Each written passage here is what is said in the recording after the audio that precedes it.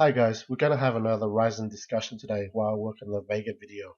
As the title suggests, I will be talking about some of the negativity surrounding the launch of Ryzen 7 and why it stems from misunderstood expectations. First, let's start with the status quo for the past decade. Intel. Intel is a giant, and to feed this giant they need huge profit margins. In order to attain high profit margins, Intel split up the desktop market into consumers and professionals. For consumers or gamers, Intel offers the affordable i3, i5, i7 CPUs, all with low core counts and cheaper chipsets and motherboards.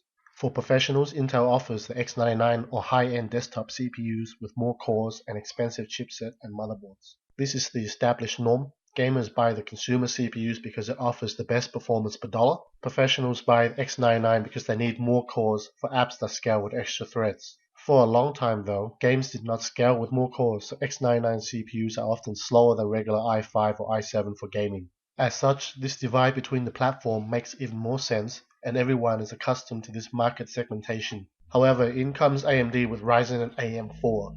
They want to disrupt the market, and so the old rules are ignored. There's no price premium for a professional platform. With AM4 you have low cost options with chipset, motherboards for gamers and high core counts for workstations. Because there's no platform separation, the market separation therefore comes down to Ryzen itself. Let's be clear though, it never made sense to buy a high-end 8-core 16-thread CPU for gaming. The value proposition was very bad with Intel, and even now with Ryzen 7 it's still bad. Simply put, even in 2017, many games still use 1 to 4 threads. Why do you want to buy an expensive CPU and only use 10 to 20% of it? Well, we will get into it later. Let's talk about who AMD targeted with the 3 Ryzen 7 CPUs. First, the 1700X, merging the worlds of enthusiast, gamer, and creator, because with Intel, these were separate platforms. AMD compares the 1700X to Intel's X99 CPUs, again with the 1800X. When it comes to the 1700, AMD promotes it as a low-power 8-core 16-thread CPU with great multi-threaded performance. Yes, they show 4K gaming, but it was never their main focus. AMD even mentioned on stage that they will not win every battle, and really they can't. What do I mean? On the high-end PC, Intel is still the champion for professionals with the 10-core 20 threads 6950K at $1,700. On the gaming side, Intel is still the overall champion with a much higher clock Kaby Lake CPUs. The thing is, Intel doesn't offer a good option for users who want to do both, or productivity performance at a great price, and this is where Ryzen 7 fits into the market. This message was repeated by long-established and respected review sites like AnandTech or ComputerBase. They clearly understand the market for Ryzen 7 and correctly recommend it based on the usage scenarios. Even PC Gamer repeated this message. Though their focus is more on gaming, they still recognize the market for high core count CPUs like the Ryzen 7. PC Gamer's reviews of Intel's X99 CPUs like the 6800K, 6900K, and the 6950K all carry the same message. These high core count CPUs are too expensive to compete in low thread workloads like gaming. So, why the negativity? I think the disappointment is where fan-based expectations and reality differs. For an underdog like AMD that carries all the hopes of gamers who want competition in the PC market, it's also understandable that there's a lot of passion in the community. But AMD never said they were going to beat Intel. They were targeting somewhere around Intel Haswell on IPC, and they exceeded it for multi-thread workloads. Even if we assume the lower gaming performance will never be resolved, as some games will always have high thread dependencies that run worse on Ryzen 7's twin CCX design. Where Ryzen 7 is at is simply where AMD have not been for a decade, competitive. Now, speaking as a part-time gamer myself, there is one gem in the Ryzen 7 lineup. As most of you know by now, it's a 1700 that is unlocked and has the same potential as the more expensive 1800X. But given what I've said about gaming performance, why does the 1700 make sense? It comes down to a few factors. First is cost. We have to factor in the platform cost here. Ryzen 1700 with the B350 motherboard costs less than the 7700K with a Z270 motherboard. The 1700 also comes with a decent stock cooler that allows overclocking, unlike the Intel option. Second, it comes down to the games that you play. If they are well-threaded titles, a 1700 running at the 1800X clocks can match or exceed the 7700K. For me, an advantage of these newer games matters more than say 200 versus 300 frames per second at some other titles.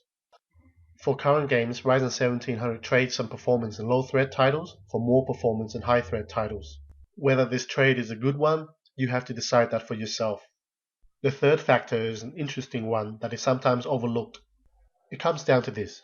Game engines and compilers these days are excellent at multi-threading, in large parts due to console optimizations.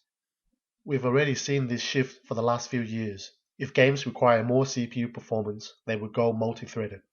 Just like dual cores were the minimum spec for games a few years ago, we will soon see quad cores as the new minimum spec. Is the lower single-thread performance trade-off to be ahead of the curve a good one? Again, only you can decide for yourself. However, Ryzen 7 is just the start. The gaming sweet spot will be the upcoming 3 and 5 series with quad and hexa cores. Let me be clear though, these will not beat the Kaby Lake quad cores in raw gaming performance, so again, don't have unrealistic expectations. Instead, expect Ryzen 3 and 5 to be close, but with better performance per dollar. I guess what I'm trying to say is chin up. AMD is back in the fight against X99, and they will soon bring competition back for gamers with Ryzen 3 and 5. With the entire Ryzen lineup, gamers and professionals will finally have a solid alternative choice at good prices, and that can only be good for us. Well, this is where I had planned to end the video, but I saw a very interesting article from PC Perspective where they investigated the potential scheduling issues with Ryzen 7. In particular, they looked at latency of thread movement between Ryzen 7 and Intel. As we can see on Intel's 8-core, it all behaves very predictable for a monolith multi-core design, as the latency between all cores are similar. Ryzen 7, however, confirms our theory that thread migration between the CCX incurs a major latency penalty. Really interesting thing is the much lower latency between the cores on the same CCX, and I believe it highlights AMD's design approach with Zen. As long as threads stay within the CCX cluster, the low latency L2 and shared L3 victim cache really amps up Zen's multi-threading performance.